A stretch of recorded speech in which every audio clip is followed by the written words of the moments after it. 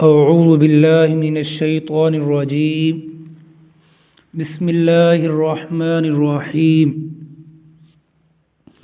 اہدنا الصراط المستقیم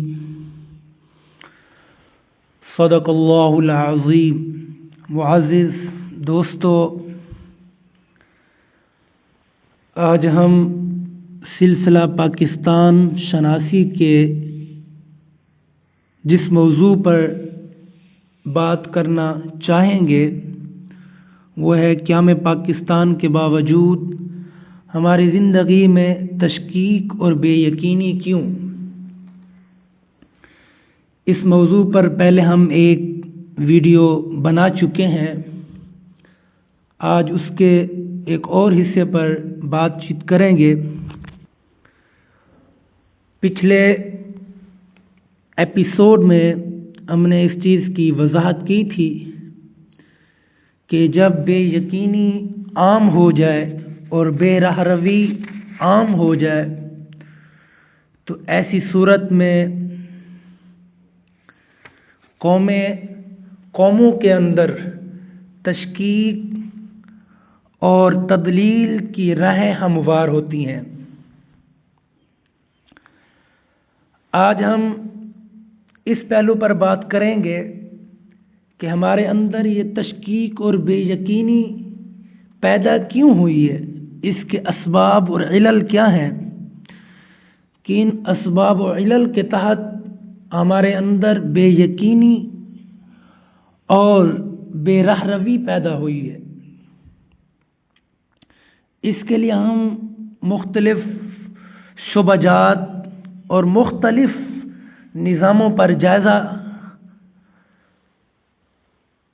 مختلف نظاموں کا جائزہ لیں گے، جس سے یہ حقیقت حال واضح ہو جائے گی کہ ان شعبہ جات، ان انسٹیٹیوٹ اور ان اداروں نے کس طرح قوموں میں تشکیک اور بے یقینی کو پیدا کر دیا، اور بالخصوص پاکستان قوم جو ہے وہ کس طرح بے یقینی اور تشکیک میں مبتلا ہو گئی۔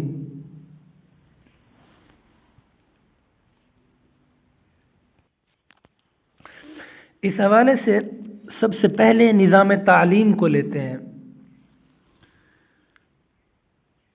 دنیا کی کوئی قوم ہو، کوئی تہذیب ہو، کوئی تمدن ہو، کوئی ثقافت ہو، وہ علم کی بنیاد اور تعلیم کی وجہ سے متعارف اور مشہور ہوتی ہے۔ جن قوموں کا نظریہ علم آزادانہ علم ہے اور جن قوموں کا نظریہ علم خود اپنی ذات کی نشو نما کرنا ہے، تو وہ قومیں آج ارتقاء پذیر بھی ہیں اور ترقی یافتہ بھی ہیں۔ لیکن وہ قومیں جو اپنے علم میں کسی اور قوم کی مقلد ہے، جو نظریہ علم میں کسی اور قوم کی تقلید کر رہی ہے، انہوں نے نظام تعلیم کسی اور قوم کا اختیار کیا ہوا ہے، کسی اور کا مرتب شدہ نظام تعلیم اپنے اندر رائج کیا ہوا ہے، تو وہ آج قومیں پسماندہ اور انحطاط پذیر ہیں۔ اگر ہم اپنے مروجہ نظام تعلیم کا جائزہ لیں تو یہ حقیقت حال واضح ہوگی کہ مروجہ نظام تعلیم ذہنی غلامی میں مبتلا کرنے اور رکھنے کے لیے وضع کیا گیا تھا۔ یعنی اس نظام تعلیم کا بنیادی مقصد ہی یہی تھا کہ غلاموں کو پیدا کیا جائے۔ اب جو لوگ اس سانچے میں ڈھل کر اور غیر ملکی اختیار سے سازگاری کے بدلے میں اپنے آپ کو کامیاب سمجھتے ہیں، وہ اس میں کسی تبدیلی کے روادار نہیں ہو سکتے۔ یعنی آج کامیابی یہ سمجھی جا رہی ہے کہ انگریزی کے چند الفاظ کوئی بول لیتا ہے تو وہ سب سے بڑا اسکالر ہے.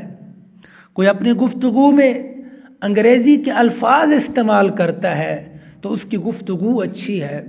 آج پڑھا لکھا اسے کہا جا رہا ہے جسے انگریزی کے 2 الفاظ آتے ہوں.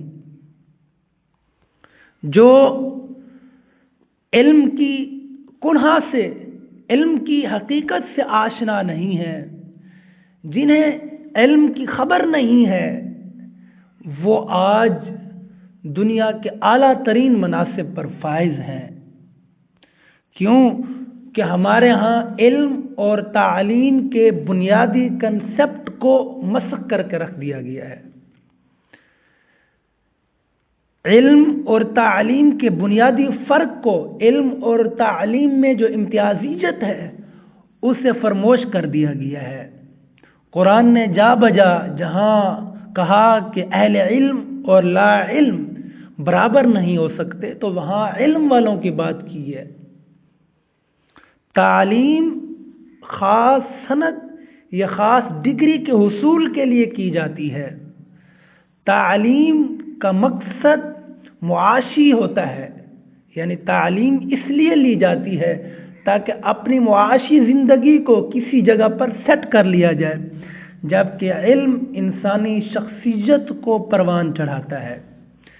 علم انسانی روح کے لیے غذا ہے، جبکہ تعلیم انسانی جسم کے لیے غذا ہے.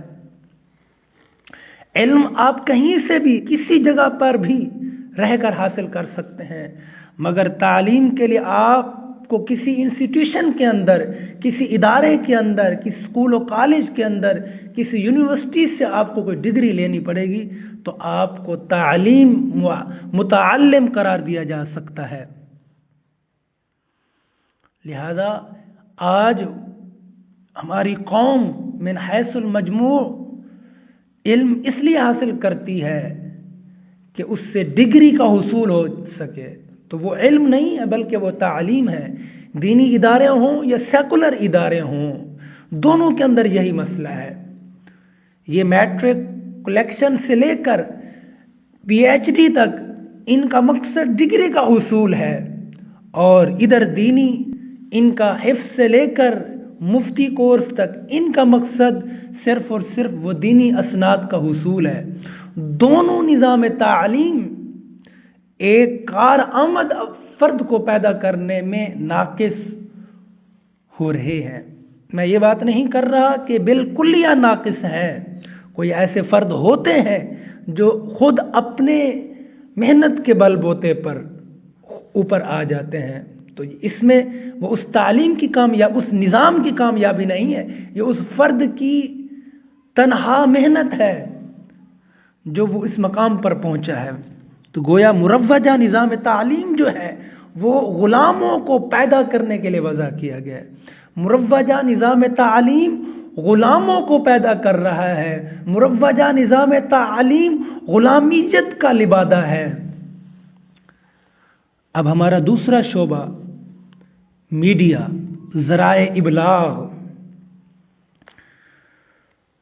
کسی بھی قوم کے لیے ذرائع ابلاغ اور میڈیا بڑی اہمیت کا حامل ہوتا ہے، لیکن ہمارے ہاں صورتحال یہ ہے الیکٹرانک میڈیا سے لے کر پرنٹ میڈیا سے لے کر سوشل میڈیا کے تمام تر ذرائع یہ صرف نشاط کاری، لذت اندوزی، ہوس انگیزی اور معصیت کوشی کے پروگراموں کی تبلیغ کرتے نظر آتے ہیں. میڈیا تبلیغ کا بہت بڑا اہم ذریعہ ہے. میڈیا کے ذریعے سے آپ اپنے مشن کو، اپنے پیغام کو تمام دنیا کے گوشے گوشے تک پہنچا سکتے ہیں. مگر آج ہمارا میڈیا یہ کر رہا ہے، ہمارے ہی قوم کو، ہمارے ہی نوجوانوں کے کردار کشی کر رہا ہے. دین کے نام پر بننے والے ملک میں دین کی دھجیاں اڑانے پر تلے ہوئے ہیں. دین کا استہزاء اور توہین کی جا رہی ہے، دین کا مذاق اڑایا جا رہا ہے. فواحش اور منکرات کو فروغ دیا جا رہا ہے. دین کی تعبیرات، دین کی تشریحات، دین کی تفسیرات ان لوگوں سے دریافت کی جا رہی ہیں جو دین کے الف بائی سے بھی واقف نہیں ہے. ہمارے اس میڈیا نے ایسے لوگوں کو مذہبی اسکالر کی سٹیج پر برجمان کر دیا ہے جو اس بات کی صلاحیت اور اہلیت ہی نہیں رکھتے کہ انہیں کوئی مذہب یا کسی مذہبی بات کرنے کا کوئی استحقاق حاصل ہو. جس طرح دنیا کے ہر شعبہ کے اندر صحت کے لیے ڈاکٹر کی ضرورت ہوتی ہے، مکان کی تعمیر کے لیے انجینئر کی ضرورت ہوتی ہے، دیگر معاملات کے لیے ہم اس کے ایکسپرٹ کو، اس کے اسپیشلسٹ کو طلب کرتے ہیں، لیکن دین کے معاملے میں ہر ایرا غیرہ دین کے اندر اپنی رائے کو قائم کر رہا ہے. تو ہمارا میڈیا ہمارے کردار کشی میں، ہمارے دین کے بربادی میں، ہمارے دین کے تصور کو مسخ کرنے میں، ہماری قومیت کے تصور کو مسخ کرنے میں اس میڈیا نے ہماری قوم کے تشخص کو پامال کیا ہے. انہوں نے قوم کی اخلاقی قدروں کو پامال کیا ہے. لہذا یہ ہمارا پرنٹ میڈیا ہو، الیکٹرانک میڈیا ہو، سوشل میڈیا ہو، انہوں نے ہماری قوم کے اندر تشکیک اور بے یقینی کو پیدا کرنے میں بڑا اہم کردار ادا کیا ہے. اب تیسرا شعبہ ہے عدلیہ. عدلیہ عدالت کا کام یہ ہوتا ہے کہ قانون اور اصول کی بنیاد پر لوگوں کے فیصلے کیے جائیں. اگر ریاست اسلامی ریاست ہو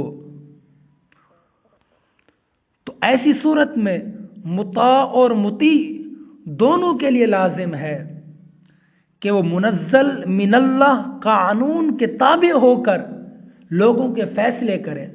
لیکن یہاں جو قانون رائج ہے، یہاں عدلیہ کے اندر جس قانون کی اپلیمنٹ کی جا رہی ہے، یہ وہ قانون ہے جو استعمار کا تیار کردہ ہے، جس میں لوگوں کا استحصال ہوتا ہے، لوگوں سے مال لوٹنے کے طریقے وضع کیے جاتے ہیں، ایک ایک کیس کو برسہ برس طویل کیا جاتا ہے، جس سے لوگوں کے اندر ذہنی انتشار پیدا ہوتا ہے.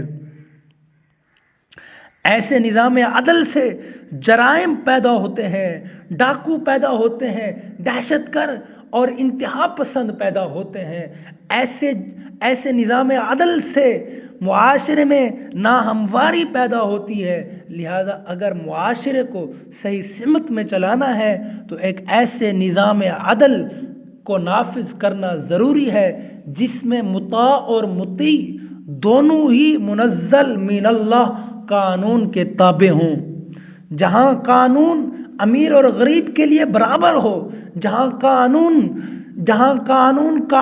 کے اعتبار سے نافذ ہو، قانون کے لیے یہ نہ دیکھا جائے کہ جس پر قانون کا نفاذ ہو رہا ہے وہ کون سی شخصیت ہے، اس کی حیثیت کیا ہے. وہاں صرف حیثیت قانون کے اپلیمنٹ کی ہونی چاہیے کہ یہاں قانون نافذ ہو رہا ہے لہذا اس پر عمل ہونا چاہیے.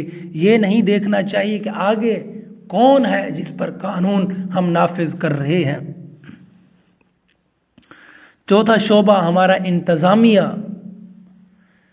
انتظامیہ گورنمنٹ کا کام یہ ہوتا ہے کہ وہ لوگوں کے حقوق کا انتظام کرے، لوگوں کو حقوق کو ادا کرے، جو ان کی رسپانسبلٹیز ہیں، جو ان کی ذمہ داری ہیں انہیں وہ ادا کرے.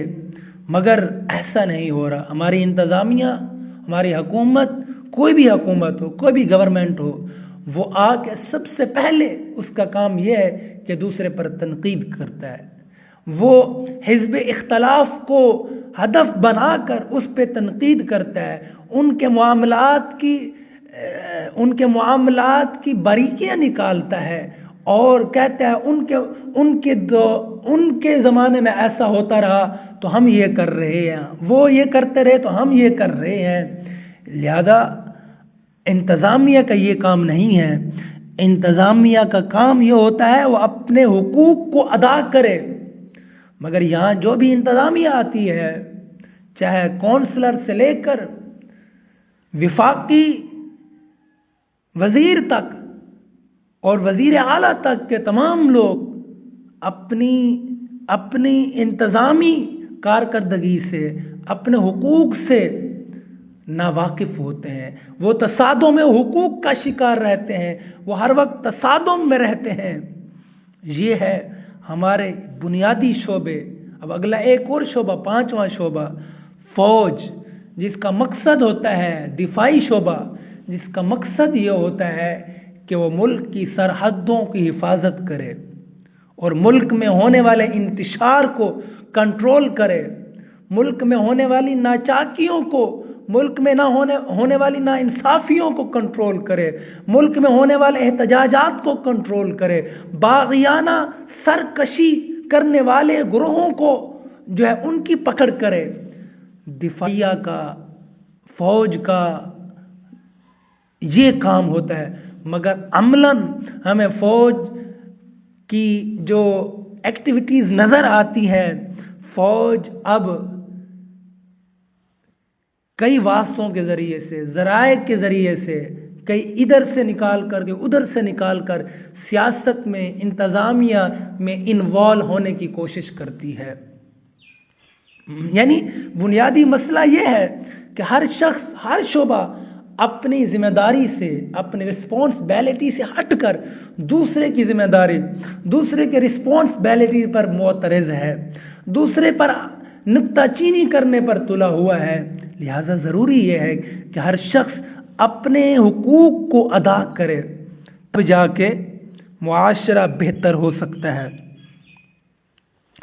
یہ تو تھی ان شعبوں کی جو ہمارے من حیث القل عام شعبے ہیں.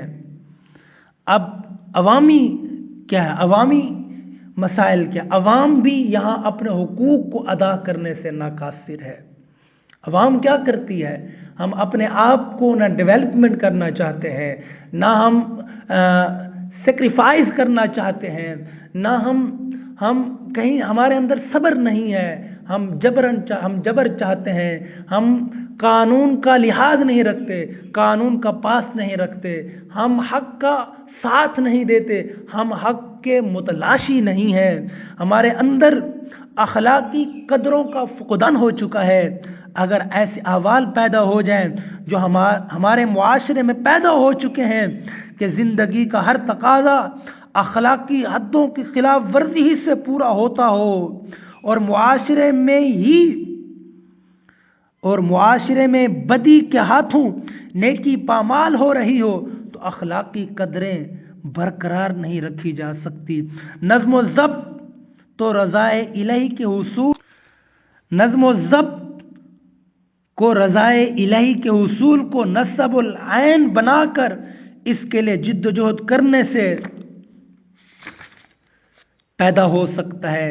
جبکہ ہمارا حال یہ ہے، ہمارے اندر خدا پر یقین ہی باقی نہیں رہا، جس کی شہادت یہ ہے کہ جبلی داعیات ایمان باللہ پر اور طبعی خواہشات اس تاریخی تجزیے پر غالب ہے کہ ماضی میں کامیابی ضبط و انقیاد سے حاصل ہوئی تھی اور نفسانی تقاضے اس شعوری تقاضے پر حاوی ہے کہ ہر کامیابی کے لیے فضائل اخلاق ضروری ہیں. اس سے تو ایمان باللہ کی بھی نفی ہو جاتی ہے. نظم و ضبط کیا چیز ہے؟ یعنی ہمارے اندر ضبط و انقیاد نہیں رہا، اخلاقی اقدار نہیں رہے. جب اخلاقی اقدار نہیں رہے تو پھر ایمان باللہ کیا ہوگا؟ لہذا ہماری اپنی زندگی کے اخلاقی، مذہبی، معاشرتی، معاشی، سیاسی اور تعلیمی پہلو کے اسلامی نمونے پر ڈھلنے میں کیا موانع ہیں اور انہیں کیسے دور کیا جا سکتا ہے، یہ ایک ایسا سوال ہے جو حل ہونا چاہیے، مگر اس لیے حل نہیں ہو رہا کہ ہم غیر جانبداری سے اپنے طرز عمل کا جائزہ لینا نہیں چاہتے. اس سوال کے جواب میں مجھے اس بات پر اصرار ہے کہ اصلاح میں سب سے بڑی رکاوٹ بے یقینی، بے اعتمادی اور قرآن سے مایوسی ہے۔ لہذا دراصل یقین اور بے یقینی دونوں تجربی توثیق و شہادت سے پیدا ہوتے ہیں۔ فتح و کامرانی کا تجربہ یقین پیدا کرتا ہے، شکست و ناکامی کے تجربے سے بے یقینی راسخ ہوتی ہے۔ جب سے ہم تاریخی کشمکش کے نتیجے میں ناکامی کے تجربات سے گزرے ہیں، یقین و اعتماد سے مرحوم ہو گئے ہیں۔ جب ہم اپنے زوال، اپنی بے یقینی اور بے اعتمادی کا مداوع قرآن مجید سے کرنے کی کوشش کرتے ہیں تو ہم قرآن کی رہنمائی سے بھی مایوس ہو جاتے ہیں، کیونکہ مطالعہ قرآن سے آرزو تو غلبہ حق کی پیدا ہوتی ہے اور مشاہدہ غلبہ باطل کا ہوتا ہے۔ اس لیے اس سے ہماری بے یقینی اور بے اعتمادی میں اضافہ ہو جاتا ہے، اور ہم قرآن سے بھی مایوسی میں مبتلا ہوئے بغیر نہیں رہ سکتے۔ صرف عوام ہی نہیں بلکہ الا ما شاء اللہ علماء اور صوفیاء بھی اس بے یقینی اور قرآن سے مایوسی میں مبتلا ہیں۔ علماء اور صوفیاء کے مایوسی میں مبتلا ہونے کی وجہ ان کے کچھ خود ساختہ نظریات بھی ہیں۔ ایک نظریہ یہ ہے کہ اللہ تعالیٰ بے نیاز ہے، جسے چاہے غالب کر دے، جسے چاہے مغلوب کر دے۔ لیکن اللہ تعالیٰ بے نیاز ہو اور بندے مایوس ہوں تو عبودیت کی نسبت فنا ہوئے بغیر نہیں رہ سکتی، اور عبودیت کی نسبت فضا ہو جائے، عبودیت کی نسبت فنا ہو جائے تو یہ آرزو بھی باقی نہیں رہتی کہ نو امیدی میں کاش اے دل تیرے بھی خدا ہوتا، نو امیدی میں کاش اے دل تیرے بھی خدا ہوتا۔ دراصل اللہ تعالیٰ کی بے نیازی سے اپنی ناکامیوں کی توجیہ ایک طرف ناکامیوں کے اسباب کے غیر جانبدارانہ تجزیے سے گریزے گا، اور دوسری طرف اپنی بے یقینی کے تحت سمدیت کے مفہوم کو مسخ کرنے کا نتیجہ ہے۔ عزیزان من، ہم اپنی بے یقینی کو، ہم اپنی بے اعتمادی کو رب تعالیٰ کی بے نیازیت کے ساتھ جوڑ دیتے ہیں، رب تعالیٰ کی سمدیت کے ساتھ چھوڑ دیتے ہیں۔ ہمارے عقائد اور مذہبی رسوم و ظواہر کی حفاظت کے لیے جان کی بازی لگانے والوں کی شکست کے اسباب یہ ہیں کہ عقائد بے جان ہو چکے ہیں، عبادات کا مردہ رسوم و ظواہر میں تبدیل ہو جانا، یعنی عبادات مردہ ظواہر اور رسوم میں تبدیل ہو چکے ہیں۔ فرقہ پرستانہ آرزوؤں اور مفاد پرستانہ گروہ بندیوں کو پیغمبرانہ راہ حق پرستی سمجھنا، یعنی فرقہ پرستی اور مفاد پرستی کو اپنی مقاصد کے حصول کے لیے پیغمبرانہ راہ قرار دے دینا۔ عزیزان من، تخیل پرستی اور کمزوری کا شکار ہو کر باطنی تمیت کی خاطر معاشی زندگی کو رہبانیانہ قناعت سے بسر کرنا، منصوبہ بندی، مسابقت اور تصادم سے گریز کی بنا پر پہلے معاشی نشو و نما دینے کی صلاحیت سے پھر اس کی آرزو سے عاری ہو جانا، دنیا میں مسلسل ناکامیوں سے مدمحل ہو کر قبل از مرگ زندگی کو قانون پروردگاری سے ناسازگار بناتے چلے جانا۔ عزیزان من، یہ وہ چیزیں ہیں بخلاف اس کے کہ تقوی شکن قومیں زندہ مشاہداتی علوم جو تسخیر ماحول میں مؤثر ہے کہ حاصل کرنے، مقصد کے حوالے سے سیرت و کردار پیدا کرنے، کائناتی ادراک کو نمایاں کرنے کی آرزو کے تحت مقصد کی شعور کے ساتھ منصوبہ بندی، مسابقت اور کشمکش میں پڑنے، تصادم کے لیے آمادہ رہنے، حقیقت پرستی اور ماحول کو سازگار بنانے کے لیے کوشاں رہنے کی بنا پر عملی زندگی کو قانون پروردگاری سے سازگار بناتی چلی گئیں۔ یعنی ہم زوال پذیر مطلق العنان حکومت کا بدل سیاست میں اور انحطاط آمادہ جاگیرداری نظام کا بدل